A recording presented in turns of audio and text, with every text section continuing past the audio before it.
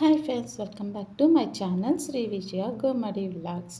ఈరోజు అయితే నా ఛానల్లో కొత్త రెసిపీ అయితే ట్రై చేశానండి. అది కూడా మీకు షేర్ చేస్తున్నాను. Fry dum biryani first time try చేశాను. చాలా బాగా కుదిరింది. తక్కువ మసాలాలతో మనకి ఎప్పుడు ఫ్రై బిర్యానీ తినాలన్నా ఇంట్లోనే ప్రిపేర్ చేసుకోవచ్చు.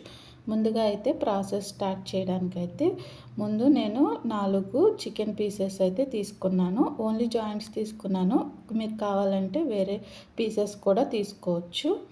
దానిలోనే కొంచెం ఉప్పు, పసుపు, అలాగే అల్లం వెల్లుల్లి పేస్ట్, కారము, ఇంకా ఆయిల్, కార్న్‌ఫ్లోరు, కొంచెం ఒక స్పూన్ అంటే ఒక స్పూను ధనియాల పౌడరు, ఇవన్నీ కూడా వేసేసి బాగా కలుపుకోవాలి. తర్వాత కొంచెం కొత్తిమీర, పుదీనా కూడా యాడ్ చేసుకుంటే ఆ ఫ్లేవర్ అయితే వాటికి పట్టి తినేటప్పుడు టేస్ట్ చాలా బాగుండిద్ది. తప్పకుండా కొత్తిమీర, పుదీనా వేయడం అయితే మర్చిపోవద్దు.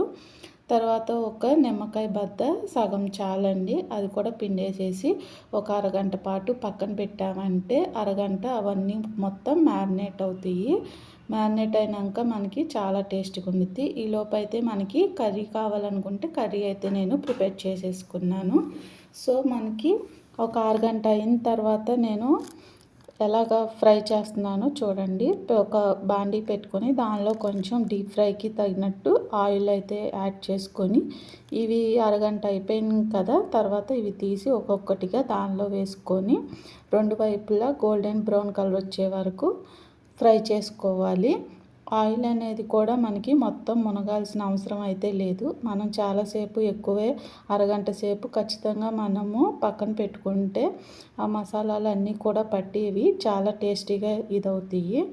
సో పెరుగు అయితే వేయకుండా మామూలుగా అయితే కార్న్‌ఫ్లోర్ వేసుకుంటే మనకి పీసెస్ అనేది విడిలిపోవు, ముక్కలు ముక్కలుగా అయిపోవు. పెరుగు వేస్తే అవి బాగా ఇదైపోయి పీసెస్ మ్యారినేట్ అయిపోయి పీసెస్గా విడిలిపోతాయి.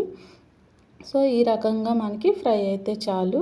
అవి తీసుకుని పక్కన పెట్టినాక ఒక పెద్ద బాండీ తీసుకొని దానిలో మనం కొంచెం ఆయిల్ అలాగే కొంచెం నెయ్యి రెండు కూడా మనం సంపాలనలో ఒక స్పూన్ ఆయిల్ అయితే ఒక స్పూను నెయ్యి అలాగా వేసుకోవాలి. తర్వాత దానిలోనే కొంచెం ఫ్లేవర్ కోసం బిర్యానీ ఆకులు, అవి అయిపోయిన తర్వాత కొంచెం ఆనియన్స్ కూడా వేసి బ్రౌన్ కలర్ వచ్చే వరకు బాగా ఫ్రై చేసుకోవాలి. ఎప్పుడైతే ఆనియన్స్ కూడా బాగా ఫ్రై అయినాయో దానిలోనే మనం అల్లం వెల్లుల్లి పేస్ట్ కూడా వేసుకొని కలుపుకోవాలి. తర్వాత నేనైతే బిర్యానీలు ఒక్కొక్కటి కాకుండా మాకు తెలిసిన వాళ్ళు ఇచ్చారండి ఇలాగా బిర్యానీ పౌడరు.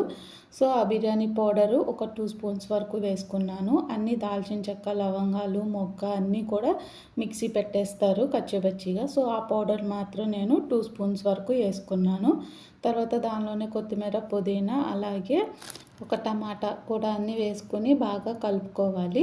తర్వాత మనం ముందు బియ్యం అయితే మనం నానబెట్టుకుంటే 1 కప్కి 1.5 కప్ వాటర్ అయితే యాడ్ చేసుకోవాలి. బియ్యం కనుక ముందుగా నానబెట్టుకోకపోతే కనుక 1:2 రేషియోలో అయితే వాటర్ అయితే యాడ్ చేసుకోవాలి.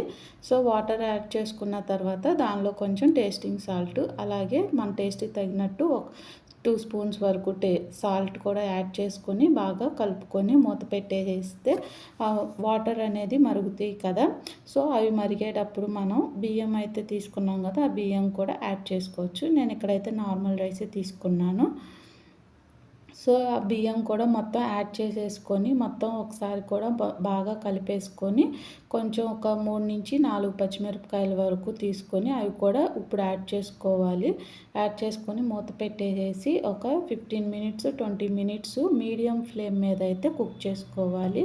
సో మొత్తం అయితే మనకి కుక్ అవ్వదు, 80% వరకు కుక్ అయిన తర్వాత ముందుగా అయితే మనం ఫ్రై చేసుకొని పెట్టుకున్నాం కదా పీసెస్, అవి ఒక్కొక్కటిగా వేసుకొని పైన కొంచెం కొత్తిమీరను, పుదీనా రెండు కలిపి చిమ్ముకొని మీకు ఇంకా కావాలి అని అనుకుంటే జీడిపప్పు అవి కూడా వేసుకొని ఇప్పుడే కలిపేసి మూత పెట్టేయచ్చు. సో మ్యాక్సిమం మొత్తం రెడీ అయిపోయింది అనుకున్నప్పుడు అవి కొంచెం లోపలికి అలాగా నొక్కితే ఆ ఫ్లేవర్ అనేది కూడా మొత్తం రైస్లోకి అయితే ఎగిద్ది.